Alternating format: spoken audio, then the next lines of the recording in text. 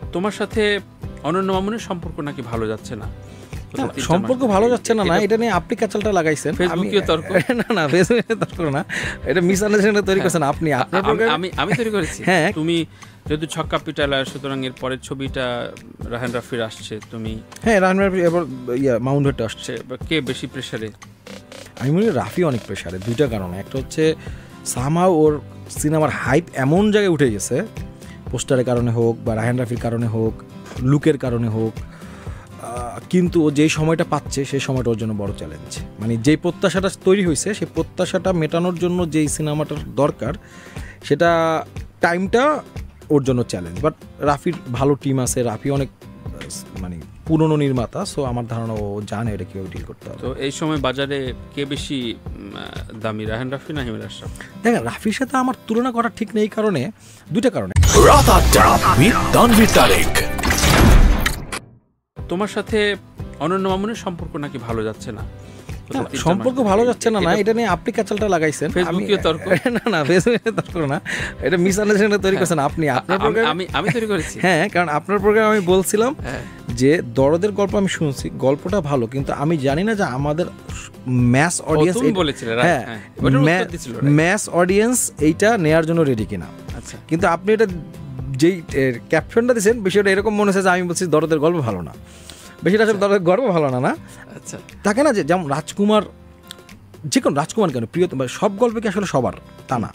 So আমি ওই জায়গাটা, কারণ সাকিব ভাইয়ের আমাদের তো অডিয়েন্সটা আসলে ম্যাস অডিয়েন্স অনেক বেশি, তো সেটার পরে মামুন ভাই হয়তো এটা একটা উত্তর দিয়েছে। তারপরে আমি মামুনের সাথে দেখা হয়েছে, আমি বলছি ভাই এটা আমার কোনো দোষ নেই, পুরো দোষ তানভীর ভাই। আমি বলছি একটা, তানভীর ভাই ক্যাপশন দিয়েছে আরেকটা, ঠিক আছে?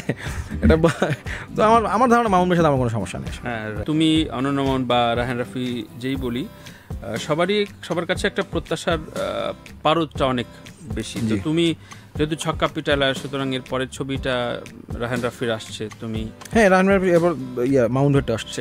কে বেশি প্রেসারে?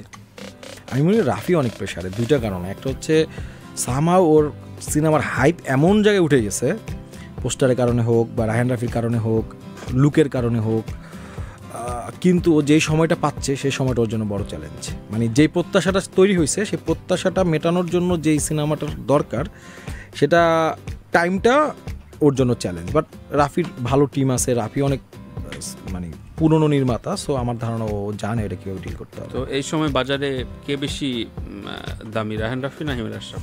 দেখেন, রাফির সাথে আমার তুলনা করা ঠিক নেই, কারণে দুইটা কারণে। একটা হচ্ছে রাফি অনেকগুলো কাজ করছে, এখন বিনয় শুরু করছে। না বিনয় না, রাফি অনেকগুলো কাজ করছে। আর একটা হচ্ছে রাফি এখন পর্যন্ত আমি যতটুকু জানি এইটা ওর প্রফেশন, এটা ওর ফার্স্ট প্রফেশন, যেটা আমার না। কি হয় তানভীর ভাই, যখন আপনি প্রফেশন হিসেবে নেবেন, ওইটা কোয়ালিটি মেনটেন করে কাজ করাটা খুব কঠিন। রাফি যেটা অনেকটাই পারছে, কিন্তু আমি তো ভাই শৌখিন মেকার, মনে করেন যে, সো আমার ওই প্রেশারটা নাই। আর আমার কাছে মনে হচ্ছে আরও 4-5টা কাজ করার পরে রাফির সাথে তুলনা দেওয়া উচিত। রাফি অনেক কাজ করছে। তারপরে সুপারস্টারকে নিয়ে তুমি দুটা কাজ সফলভাবে, হ্যাঁ সেটা মানে আমার আর তুলনাটা, মানে ধরেন আমি দুইটা কাজ করছি, দুইটা কাজই সাকসেস। আমার সাকসেসটা শাকিব খানের সাথে 100%। সেক্ষেত্রে আপনি আমাকে বড় করতেই পারেন, কিন্তু আমার কথা হচ্ছে আমাকে বড় করতে গিয়ে কেন আরেকজনের সাথে তুলনা করতে হবে, এই জায়গাটাতে আমার একটু দ্বিমত আর কি।